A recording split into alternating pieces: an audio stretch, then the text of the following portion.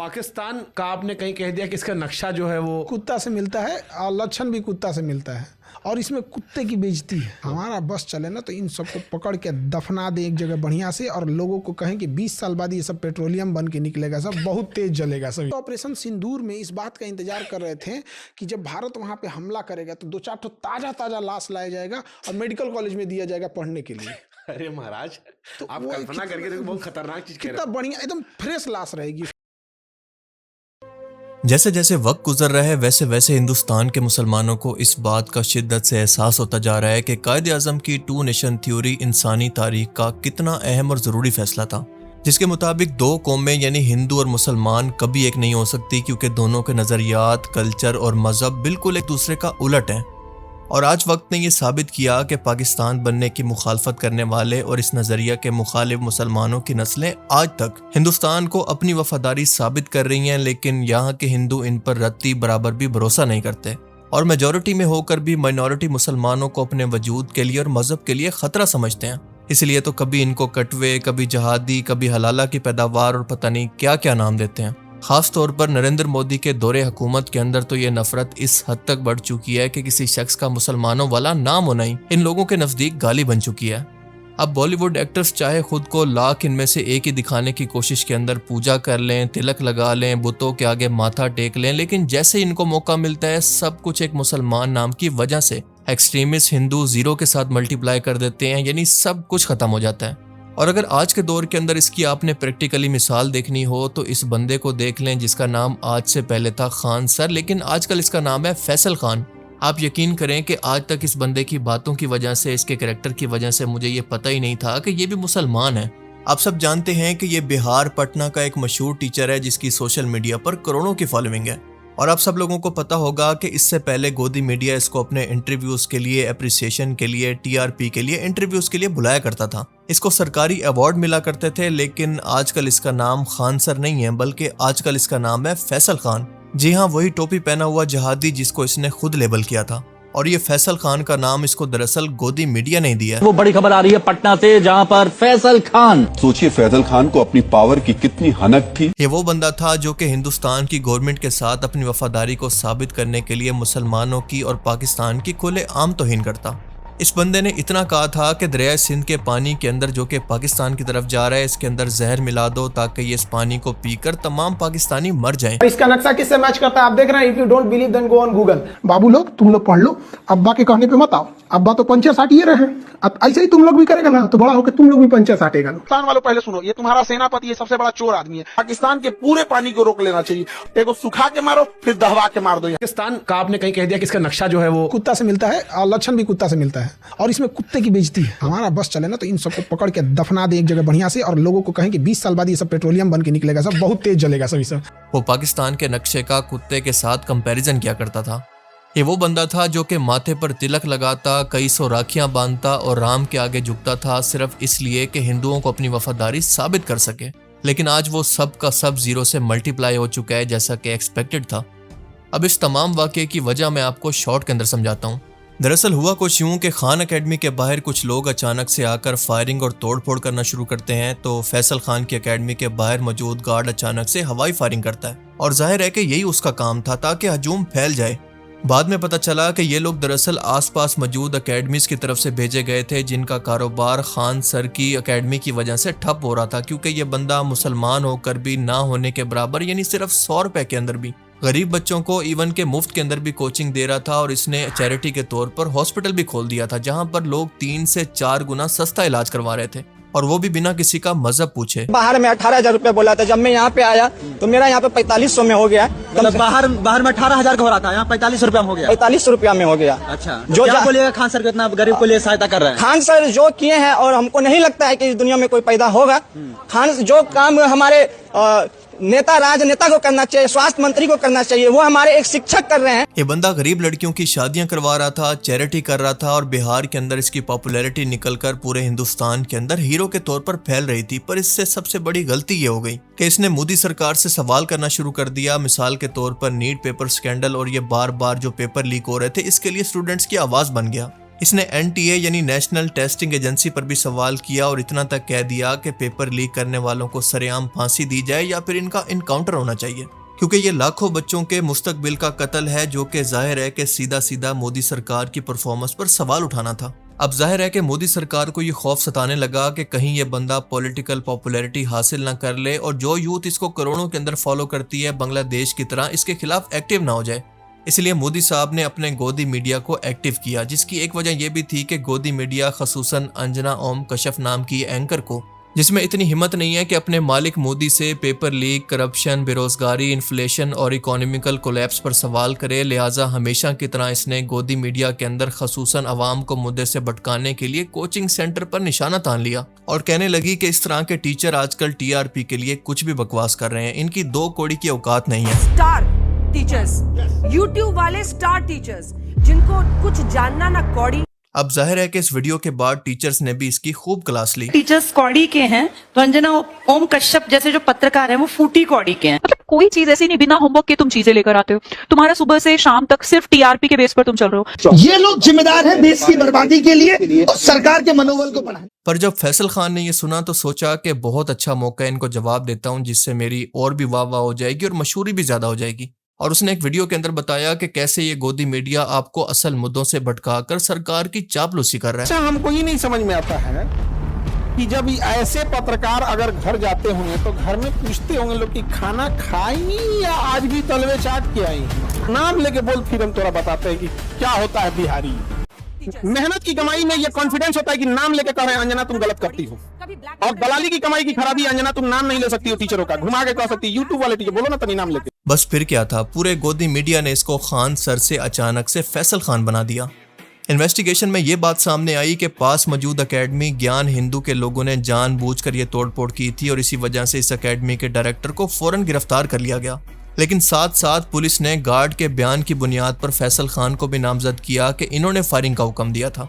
Patna court ने हाल ही में इनकी गिरफ्तारी पर स्टे जारी किया है, जिसकी वजह से इनको आर्जी रिलीफ तो मिल गया है, लेकिन गोदी मीडिया ने इस कानूनी मामले को बिल्कुल एक अलग ही रंग दे दिया, यानी बिल्कुल मजहबी रंग। उसकी सारी डिग्री फर्जी है, वो बस बोलने में माहिर है और अपनी बोली से ही अपनी आजीविका चला रहा है। और इसकी दूसरी वजह यह थी कि गोदी मीडिया हसद की आग के अंदर जल रहा है कि इनकी चाटुकारिता और बकवास की वजह से कोई आज इनको देखना नहीं चाहता, ना इनको सुनना चाहता है। इनकी TRP मुसलसल गिर रही है और सूरत हाल यहाँ तक पहुँच गई है कि इन चैनल्स को अपना खर्चा तक निकालना मुश्किल हो गया है। और आप जरा सोचें कि ऐसा हो भी क्यों ना, क्योंकि इन लोगों की सोसाइटी के अंदर सिर्फ इतनी कंट्रीब्यूशन है कि अपनी आवाम के अंदर इन्होंने हद से ज्यादा नफरत और इनके दिमाग के अंदर सिर्फ गोबर भर दिया है। और देश के सबसे अहम मुद्दों के नाम पर इन लोगों के पास बस एक ही काम है, जिहाद काफिर, जिहाद काफिर, जिहाद काफिर। जिहाद उन लोगों का हथियार है जो भारत के टुकड़े टुकड़े करना चाहते हैं। आज हमारे पास जिहाद का एक डायग्राम है। इसमें जिहाद को 2 हिस्सों में बांटा गया है। पहला हिस्सा है हार्ड जिहाद, दूसरा है सॉफ्ट जिहाद। ठीक है, तो आप ये स्वीकार करेंगे कि अकबर ने 30,000 लोगों को मारने का आदेश दिया था? मैं ये स्वीकार और काफिर की बात की थी। आप जरा गौर करेंगे तो देखेंगे कि ये इस्लामोफोबिक बीमारी जो कि आज हिंदुस्तान के अंदर है, यहाँ से ओरिजिनेट नहीं हुई, बल्कि ये नाजायज रियासत की तरफ से इंपोर्ट हुई है ताकि ये लोग अपनी नाकामी किसी एक विलन पर डाल सकें। एक तगड़ा किस्म का विलन यानी मुसलमान, जो कि ध्यान भटकाने के लिए लाजमी चाहिए होता है। अब इस गोदी मीडिया को सबसे बड़ी टेंशन ही यही है कि इन पर लोग ट्रस्ट नहीं करते, इनकी किसी खबर पर एतबार नहीं करते, लेकिन दूसरी तरफ इन टीचर्स को लोग करोड़ों की तादाद के अंदर सुनते भी हैं और इन पर एतबार भी करते हैं। इनको लोगों ने सेलिब्रिटी बना दिया है, पर बजाय अपनी गलतियों को ठीक करने के, अपनी प्रोफेशनलिज्म को बहाल करने के, ये इन टीचर्स के पीछे पड़ गए और इसी सब में खास तौर पर निशाना बना फैसल खान। अब आप खुद बताएं कि जिस गोदी मीडिया की क्रेडिबिलिटी दुनिया के अंदर वर्स्ट तरीन है, जो कि सुबह शाम ये फेक न्यूज़ रिपोर्ट करते हैं, मुल्क के असल मसलों पर बात ना करके मोदी की चापलूसी करते हैं, तो आप खुद सोचें कि लोग इन पर किस तरह से भरोसा करें, इनको क्यों देखें सिवाय इनके अंधभक्तों के। अब इस गोदी मीडिया की क्रेडिबिलिटी का अंदाजा आप इसी बात से लगा लें कि इस बंदे ने 12 सालों के अंदर कोई भी एक पब्लिक और मीडिया प्रेस कॉन्फ्रेंस तक नहीं की। ये बंदा इतना खौफजदा है सवाल और तनकीद से, पर इसका पालतू गोदी मीडिया कैसे इसको डिफेंड कर रहा है, जरा ये सुने। 2014 में भारत के प्रधानमंत्री बनने के बाद तब से लेकर अब तक इन 12 वर्षों में प्रधानमंत्री मोदी ने 150 से ज्यादा सोलो इंटरव्यूज दिए हैं, यानी 1-on-1 इंटरव्यूज दिए हैं। हालांकि असली इंटरव्यूज की संख्या इससे भी कहीं ज्यादा हो सकती है, ये एक अनुमान है, जो कि कम से कम 150 नहीं तो उससे ज्यादा इंटरव्यूज वो दे चुके हैं। और ये वो इंटरव्यूज हैं जिनमें इंटरव्यू करने वाले पत्रकार के पास उनसे कोई भी सवाल पूछने का पूरा मौका था। अब जिस सोलो इंटरव्यूज की ये बंदा बात कर रहा है, ये दरअसल इसने अपने पालतू गोदी मीडिया के एंकर्स को दिए थे। क्योंकि अगर आपको यकीन ना हो तो ये देख लें कि जब ये इंटरव्यूज हुए थे तो इन गोदी मीडिया के एंकर्स ने देश के सबसे बड़े मुद्दों पर क्या सवाल उठाए थे, जरा गौर से सुनिएगा। होगा ये कि क्या ये चुनाव महज एक फॉर्मेलिटी है?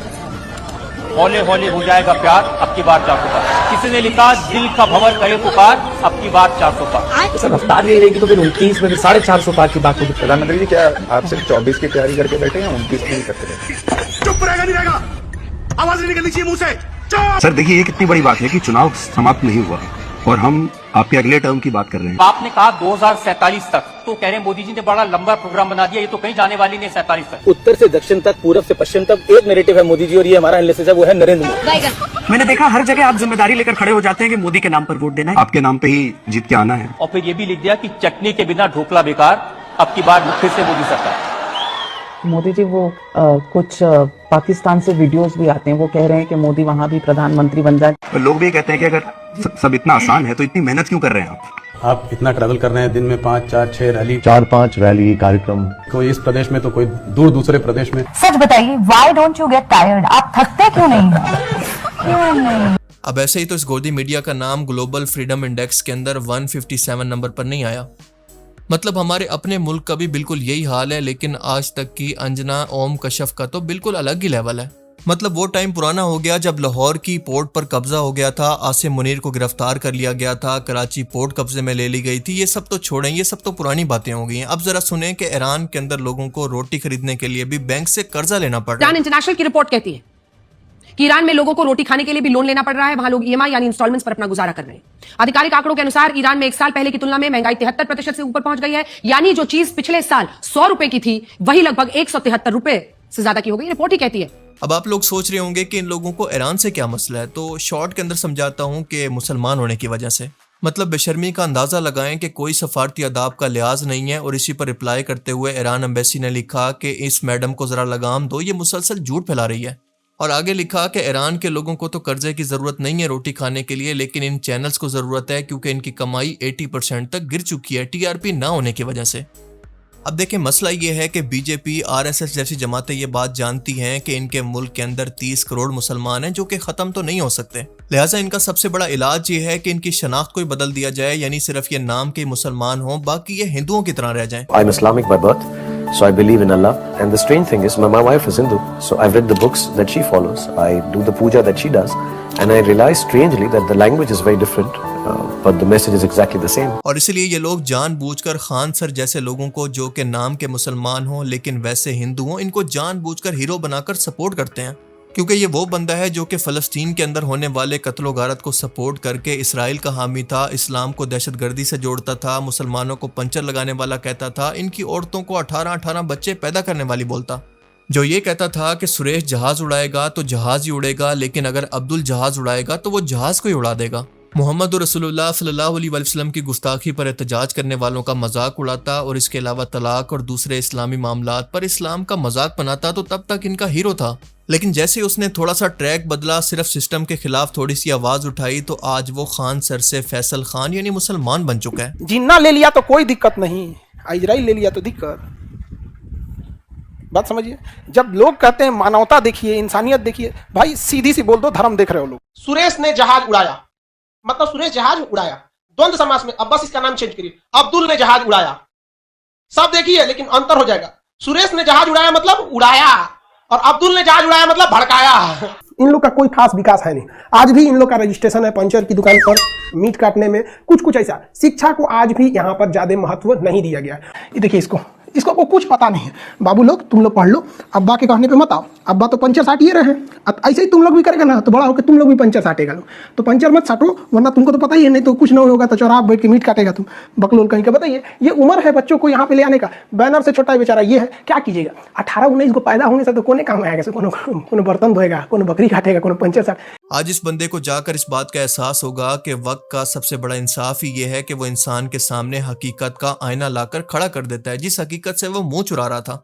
और हकीकत यह है कि आज हिंदुस्तान के मुसलमानों पर गुजरने वाले हालात इस तारीखी हकीकत की गवाही दे रहे हैं कि कायद-ए-आज़म मोहम्मद अली जिन्ना का 2 कौमी नजरिया सिर्फ एक सियासी नारा नहीं था, बल्कि सदियों पर मुश्तमिल एक अलहामी फिरासत और ज़मीनी हकीकत का एतराफ़ था कि 2 ऐसी कौमें जिनके अकायद, तहजीब और नज़रियात एक दूसरे से बिल्कुल उलट हों, वो एक साथ अमन से कैसे रह सकती हैं। और कुरान पाक का भी ये असूल बिल्कुल वाज़े है कि हक और बातिल या फिर 2 मुख्तलिफ तर्ज़ ज़िंदगी कभी भी एक सांचे के अंदर नहीं डल सकते।